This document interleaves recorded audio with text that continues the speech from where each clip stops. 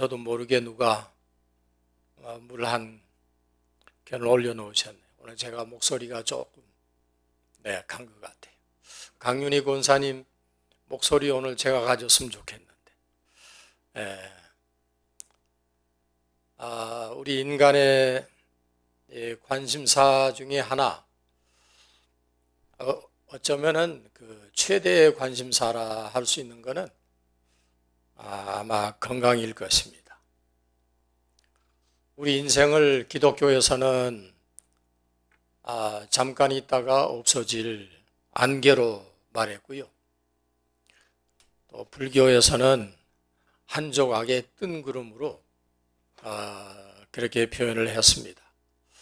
개인적으로는 여러분들께서 잘 아시는 테레사 수녀는 인생을 낯선 여인 속에서 지내는 하룻밤으로 그렇게 표현을 하기도 했습니다. 우리 인간의 삶이 그만큼 덧없고 또 허무한 것이라는 그런 의미이겠죠. 제가 생각해도 삶이란 풀잎 끝에 맺힌 아침 이슬이나 석양에 비춰지는 그런 그림자로 생각을 해봅니다. 여러분, 특별히 석양에 비치는 그림자는 한낮에는 조그만하다가 석양이 되면 그림자가 길어지잖아요. 그런데 그 그림자는 순식간에 사라져요. 그렇게 빨리 없어지더라고요.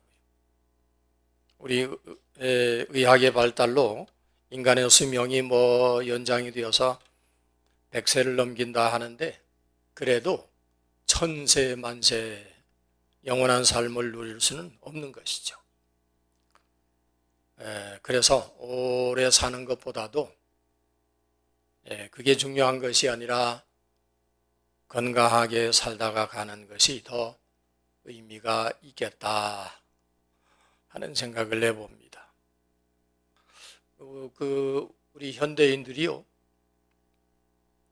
젊었다 늙었다, 젊다 늙었다를 구별하는 방법이 이렇더라고요.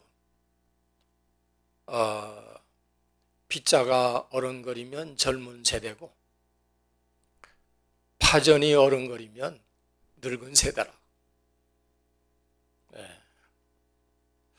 분위기를 따라서 음식점을 택하게 되면 젊은 세대고, 지갑 사정 따라서 음식점을 택하게 되면 늙은 세대고, 돈을 무시하면 아까짓 거 벌면 되지, 돈을 무시하면 젊은 세대고, 돈을 무지하게 밝히면 노년 세대라고. 냉탕이 시원하다 그러면 젊은 세대고, 열탕이 뜨거워 시원해 그러면 늙은 세대고. 밖으로 나다니느라고 아주 바쁘면 젊은 세대고, 방 안에서 자느라고 바쁘면 늙은 세대라. 화장기 하나 없이도 빛이 나는 얼굴이면 젊은 세대고, 아무리 화장을 해도 빛이 안 나면 노년 세대라고. 사실 육신이 약해지고 면역력이 떨어지면 하찮은 병균마저도 달려들고요, 사람이 입지가 약하면 하찮은 인간마저 덤벼들어요. 일이 잘 풀린다면은 어중이 떠중이 다 모이지만, 맨날 하는 일이 꼬이고, 일이 꼬인다면 갑돌이 갑순이도 다 떠나요. 그래서 잃어버린 세월을 복구하는 것도 소중하지만, 이 다가오는 남아있는 세월을 잘 관리하는 것이 더 중요한 것입니다. 그래서 이사야 선지자는 이사야서가 아주 길게 기록이 되었는데, 이분은 시작하는 초기 1장 5절에서 6절에다가 온 머리는 병들었고, 그 시대 사람들을 통찰해서 한 말입니다. 온 머리는 병들었고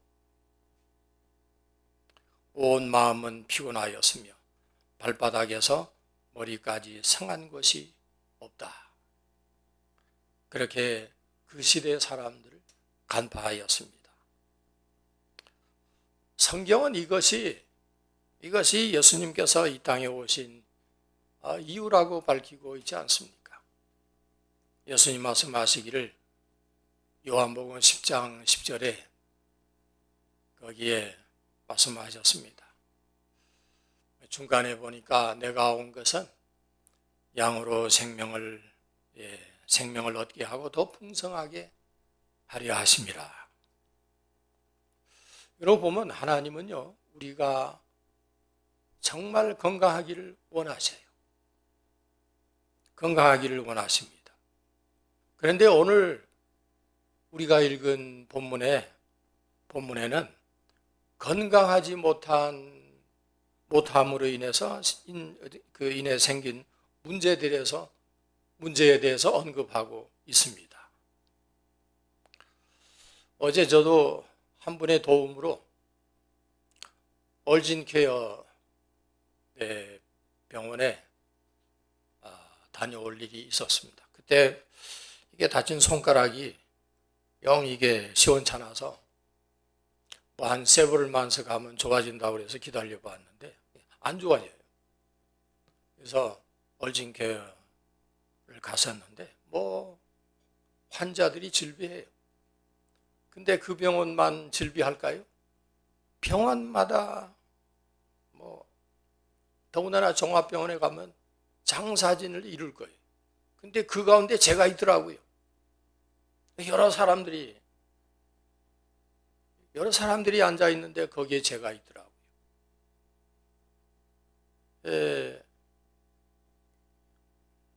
모든 병원에 많은 사람들이 있다고 한다면, 거기에 제가 포함이 되어 있었다고 한다면 우리도 다 예외는 아닐 거예요. 예외는 아닐 거예요. 오늘 성경에 한 사람은 자기 어린 딸이 당장 죽게 되었고, 또 한 여인은 12해 동안이나 혈루증을 앓고 있는 그런 여인이었습니다. 우리 역시 의사 앞에 가면 다 죄인이고 다 병자고, 더군다나 예수님 앞에 가면 우리는 다 죄인입니다.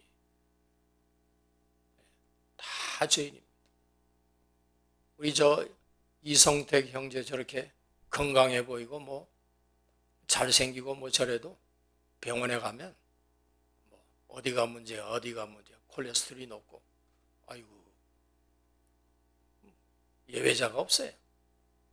다 그렇습니다. 예수님 앞에 가면 우리는 다 죄인입니다. 이것이 사람들이 하나님과 예수님과 교회를 싫어하는 이유입니다. 예수님 앞에 나서면 죄인이거든. 교회를 왜 싫어하느냐? 교회는 다 죄인들이 모이는 데거든. 내가 왜 거기 가? 난 죄인도 아닌데. 이러죠. 자기들은, 그렇게 말하는 사람들은 죄인이 아니라는 거예요. 나에게는 병이 없다는 거예요. 전에 제가 심호하던 교회에서 무료 건강검진을 교회 서비스 차원에서 한 적이 있었는데, 그때 교인들에게서 한결같이 들은 말이 있습니다. 무슨 말인지 아십니까? 줄을 서서 이제 의사를 만나는데 앉자마자 앉자마자 그럽니다. 저는 어디가 아프다. 저는요, 이 어깨가 아파가지고 잠을 못 잔다. 또 한 사람은 저는 맨날 이렇게 배가 더부룩하고 소화가 안 됩니다. 그런 거예요.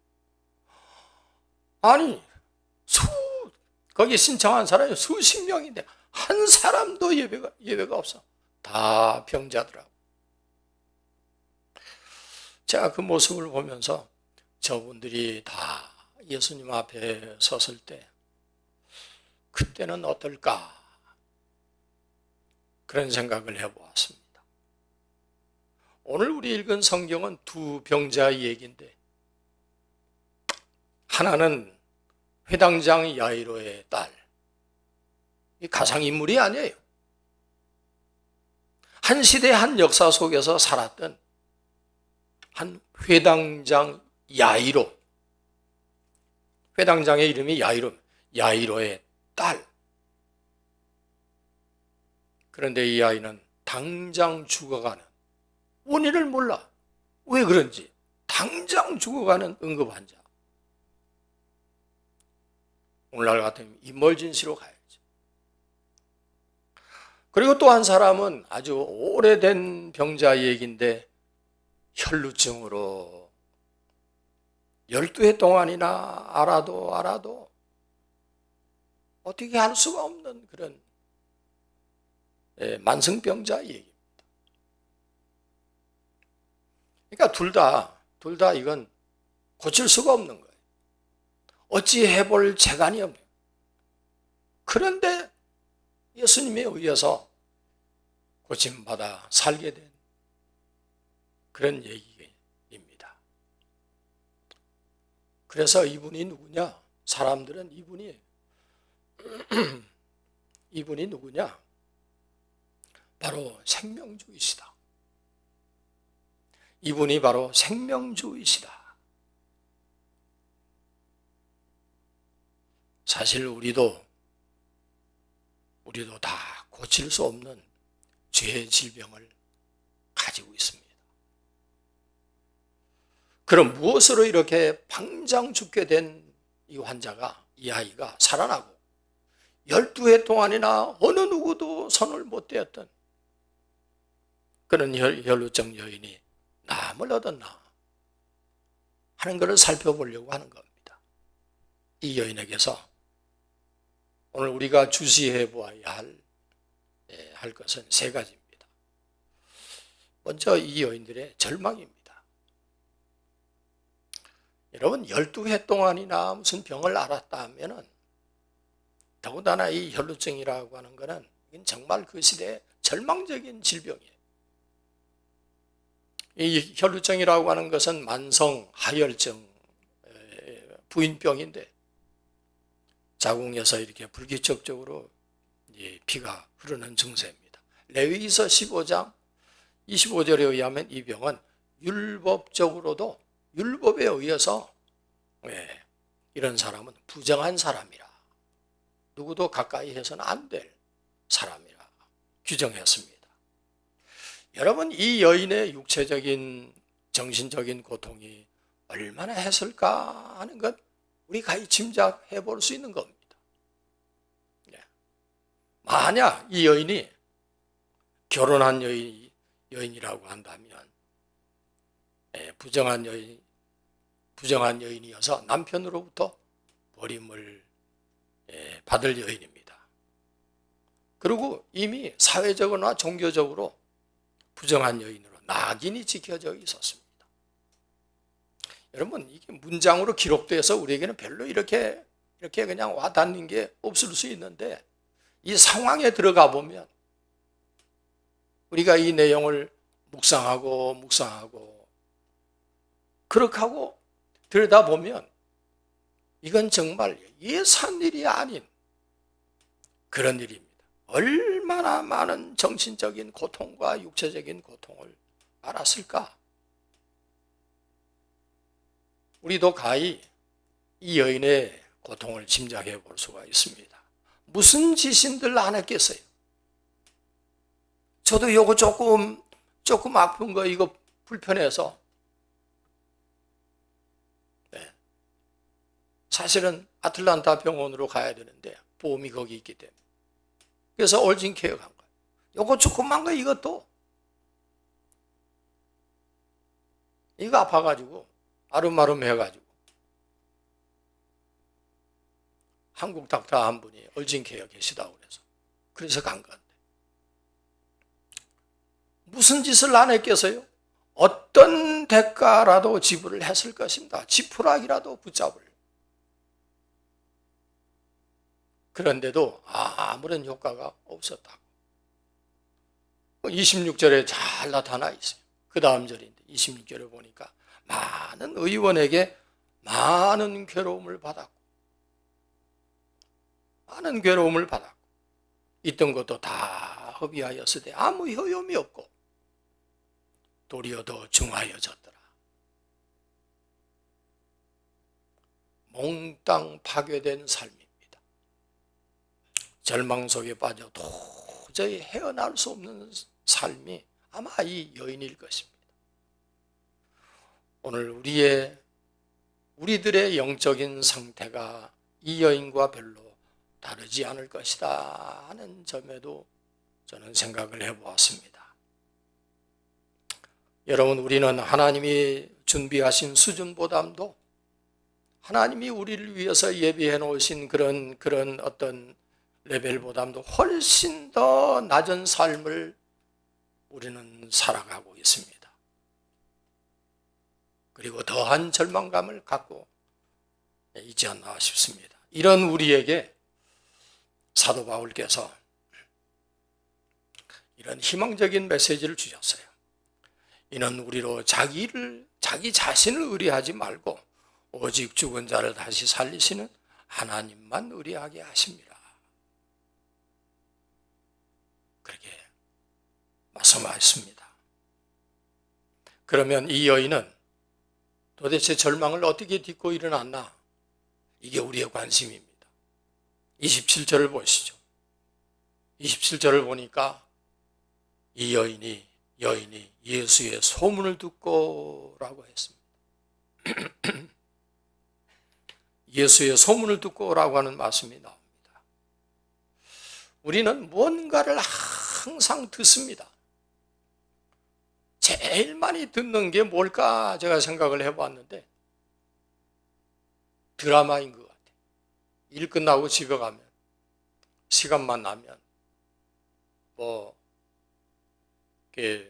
방송이 잘 안 오면 인터넷 연결해가지고 하여간 보는 게 드라마. 저도 드라마 보는데요. 제 아내하고 제가 보는 드라마의 성격이 달라요. 제 아내는 누군가를 패고 그런 건 절대로 안 봐요. 코미디나 이런 사랑한다는 얘기, 그런 얘기를 좋아하고, 저는 반대로 누굴 패는 걸 아주 좋아해요. 왜냐하면 내가 그러지를 못하거든. 그러니까 이게 대리 스트레스를 해소하는 거죠. 더군다나 사역은 더 좋아. 그런데 이런 드라마를 제가 보면서 느낀 건 그때마다, 물론 제 관심은 도대체 이 작가가 이런 내용, 이런 사건을 어디로 몰고 가서 어떻게 정리를, 그리고 이 사람이 그 시청자들에게 전하는 메시지가 도대체 뭔가, 저에게는 아주 초미의 관심입니다. 좀 볼만하다 하는 거는 제가 가능하면 끝까지 보는데 어디로 끌고 가나, 그리고 이게 우리 현실에서 어떤 의미가 있는가, 인생살이에 이게 무슨 도움이 되는가, 그런 걸 보면서 느끼는 건데, 결론적으로는 대부분의 드라마가 우리의 영혼을 파괴하고 있다 하는 것을 볼 적마다 느끼는 거예요. 그저 심심풀이로 보는 건 that's okay. 그 외에는 waste time, waste money. 하여간 이런 측면에서 세상 소리에 우리가 귀를 기울일 때 도움이 되는 게 별로 없다 하는 것을 그런 측면에서 생각을 해보았습니다. 여러분, 듣는 것이 얼마나 중요한지 모릅니다. 내 옆에 와서 계속 부정적인 얘기를 해대는 사람이 있으면 얼마 못 가 나도 비슷한 초록은 동색이 되어집니다. 무엇을 듣느냐라고 하는 것은 우리 인생살이에, 우리 인생 가치관에 있어서 대단히 중요한 일입니다. 대단히 듣는 것이 얼마나 중요한지 모릅니다. 여러분, 믿음도 듣는 데서 생기는 것입니다. 예수의 소문을 듣고 그 소문을 듣고 이 여인에게 어떤 생각이 들어가냐면, 아하, 내가 저 남자의 옷자락만 만져도, 저 아저씨의 옷자락만 만져도, 저 양반의 옷자락만 건드려 터치만 해도 내 이 병이 낫겠구나 하는 확신의 믿음이 들어오게 된 것입니다. 이건 다른 게 아닙니다. 예수에 대한 소문을 듣고 생긴 일입니다. 오늘 우리가 읽은 이 성경 본문도 그러하고 성경 66권에 다 우리가 듣기에는 이건 다 소문이에요. 기록된 소문입니다.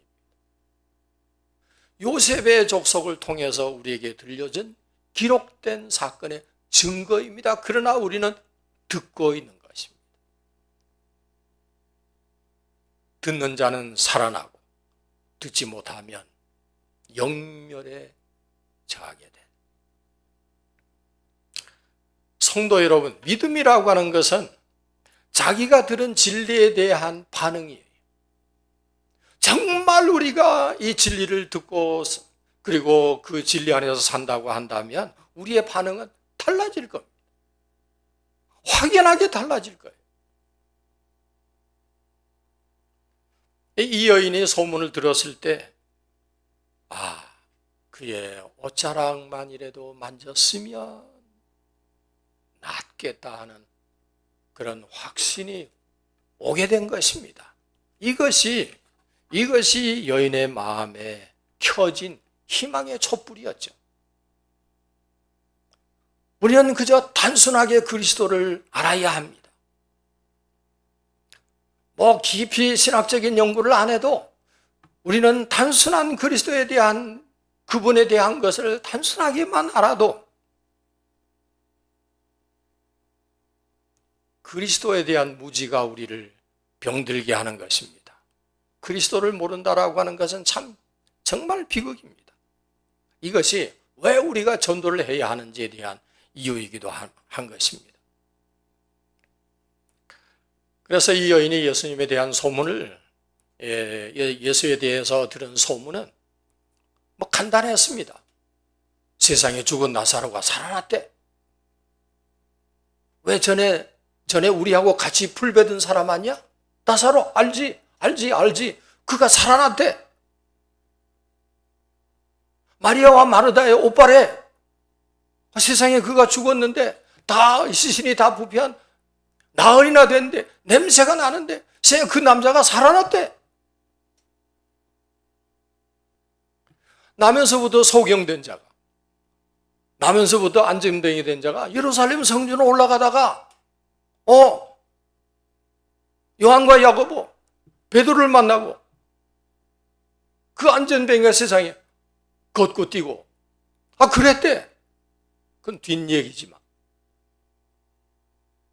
이게 다 들은 얘기예요. 그리고 이건 다 기록된 얘기. 우린 또 그 증언을 듣고 있는 겁니다. 성경은 다 목격자들의 얘기입니다. 목격자들의 얘기라고 하는 건 사실입니다. 일어난 일들입니다. 아까 우리 얘기한 야이로의 딸, 그 사건을 기록한 것입니다.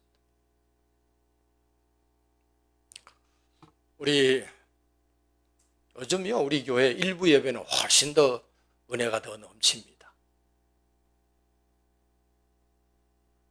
하여간 신기하게도 조는 분들이 오늘 누가 저에게 그랬어요. 자기는 참 교회 와서 많이 졸았는데 졸음병이 없어졌다. 할렐루야. 근데 일부 예배가 훨씬 더 제 느낌에는 은혜로운 것 같아요. 왜냐하면 아침 일찍 예배를 드리러 가야 되겠다고 하는 그 간절함이 있기 때문에 더 그런 것 같아요. 더 간절하고 얼른 말씀을 듣고 일 가더라도 하여간 이 예배를 드리고 간다.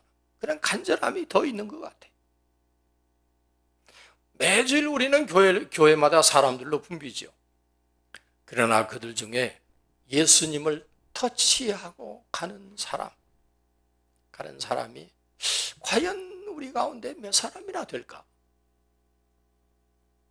예수의 옷자락만이라도, 예수의 옷자락을 내 손으로 만지기만 해도 내가 낫겠다 하는 이런 간절함, 그리고 그분에게 손 내미는 사람이 몇 사람이나 될까? 성도 여러분, 우리 주님은요, 자신을 만나러 나오는 사람은 반드시 만나주시는 분이에요. 여러분, 그 결과를 한번 보시죠. 29절에 보면 이에 그의 혈루 근원이 곧 마름에 병이 나은 줄 몸에 깨달으니라. 예수께서 그 능력이 자기에게서 나간 줄을 곧 스스로 아시고 예수께서 가라사대 따라 내 믿음이 너를 구원하였으니 평안히 가라. 내 병에서 놓여 건강할지어다 라고 예수님이 말씀하셨습니다. 그리고 이 아까 잠깐 보았던 27절에 보면 거기에는요, 여인만 있었던 게 아니에요. 많은 무리들 듣고 무리 가운데 끼어 그렇다고 한다면 많은 무리들이 예수님을 에워싸고 있었습니다. 그런데 예수님께서 상대해 주신 사람은 무리들이 아니라 이 한 사람, 이 한 여인입니다. 예수님은 무리를 부르시고 무리를 상대하시는 것이 아니라 언제나 보면 한 개인, 한 사람, 한 개인을 상대로 사역을 펼치고 계시는 걸 우리는 보게 됩니다. 예수님께서 상대하신 것은 개인이지 무리가 아닙니다. 예수님께서 갈릴리에서 제자들을 택하실 때 갈릴리에서 조업을 하고 있는 제일 먼저 안드레를 부르셨습니다. 너 나를 따라오라. 그런 다음에 또 얼마 있다가 그의 안드레의 형제가 되는 그의 형제 시몬을 부르십니다. 그리고 또한 얼마 뒤에 야고보를 부르십니다. 그리고 얼마 뒤에는 또한 요한도 부르셨습니다. 갈릴리 어부들을 다 부르신 게 아니에요. 한 개인 구체적으로 이름을 불러가면서 그렇게 부르셨던 것을 우리는 봅니다. 주님은 단체를 부르지 않습니다.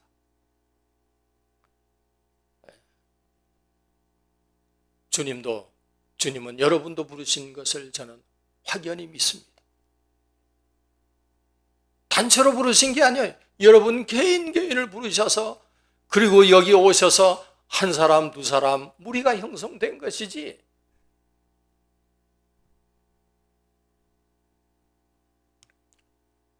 하나님께서는 대한민국 백성이면 누구나 다 구원하겠다 그러시지 않아요.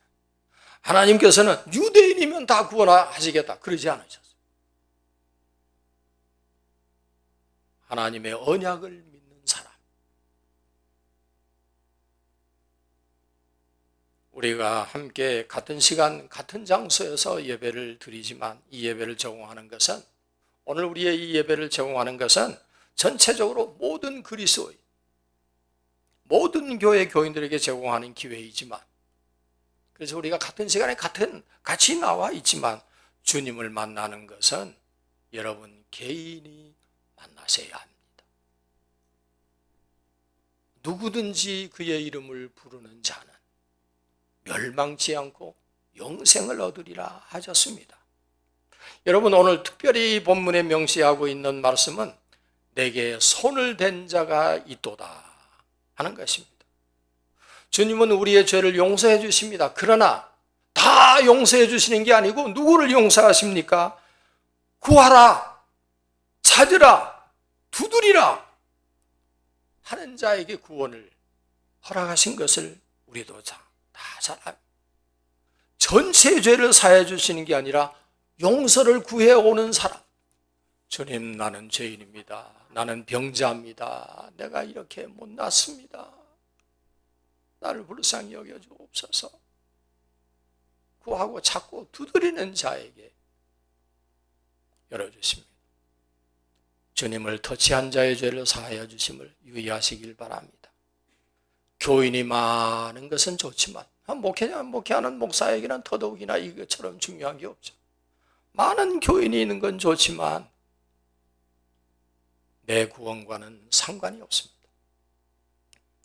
많은 무리 때문에 내가 구원받는 것이 아니라 나의 믿음으로 구원받는 것입니다. 사람들의 소리가 요라면 할수록 우리도요 많이 모여 있으면 즐거워요. 외로움도 가고 불안도 가고 같이 있으면 참 평안해. 그래서 우리들은 모여 있는 걸 좋아해요. 그런데 음악도 끄고 기도하라고 그러면 왜 그렇게 지루해? 계속 보는 거야. 시간이 얼마나.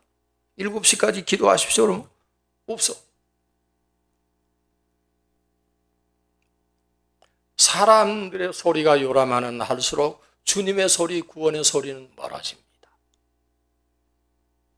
세상에 왠가 잡담 외설이 재미있어서 거기에 귀를 기울이고 있는 한 진리는 멀어지고 주님과도 멀어지고 구원과는 상관이 없이 되어지는 것입니다. 세상은요, 세상을 많이 아는 사람들을 유식하다고 얘기합니다. 어느 배우가 지난주에 결혼을 했고 또 어느 배우는 서로 갈라섰고 누군 별거 중이고 이런 얘기를 하면 다 귀담아 재미있게 들어. 시간 가는 줄 몰라. 근데 한 주간 동안 그렇게 지내다가 한 주간을 그렇게 소위를 하다가 교회 와서 목사님이 50분 설교를 한다 그러면 그 목사 위험해. 뭔 설교를 그렇게 오래 하느냐고. 저도 가끔 위험을 넘나들고 있긴 합니다만 모든 신문 텔레비전에 도배를 하고 있는 것들이 다 그런 것들입니다. 그래서 대중은 그냥 이리 밀리고 저리 밀려다닙니다. 그런데 다 어제 새벽 기도에서 말씀드린 것처럼 그런 사람들은 다 구경꾼들이에요. 동참자가 아니에요. 참여자가 아닙니다. 다 구경꾼들이에요. 누가 예수를 만났습니까? 무리들 가운데 오직 한 사람. 그것도 12해 동안이나 혈루증과 싸운 소란스러운 복잡하고 소란스러운 군중 속에서도 예수의 옷자락이라도 만져야지 하는 간절함을 가진 사람만 주님을 만났습니다. 여러분 모두에게도 이 믿음이 소유되어 지기를 주 이름으로 축원합니다. 기도하겠습니다. 하나님, 우리에게 우리가 가진 우리가 소유한 믿음은 어떤 믿음일까요? 12해 동안이나 잘못된 인간의 길을 포기한 그런 절망 상태에 있던 이 여인이 예수의 소문을 듣고 내가 그의 옷자락만 만져도 낫겠다고 하는 그런 간절함이 우리에게도 필요합니다. 그를 믿기만 하면 구원에 이를 수 있는데 우리는 이분 예수님을 믿는 것보다 너무너무 다른 것을 믿는 바가 많습니다. 믿고 의지하는 것이 너무너무 많습니다. 이런 저희들을 구워 살펴주셔서 우리의 삶이 좀 더 간결하게 되고 좀 더 간편하게 되고 그리고 복잡미묘한 우리의 주변을 좀 더 정리하면서 소란스러운 보담도 정중동할 수 있는 주님의 세미한 음성을 듣기를 원하는 간절함으로 주께로 나아가는 그런 우리 성도들이 다 되어지기를 예수님의 이름으로 구하옵나이다. 아멘.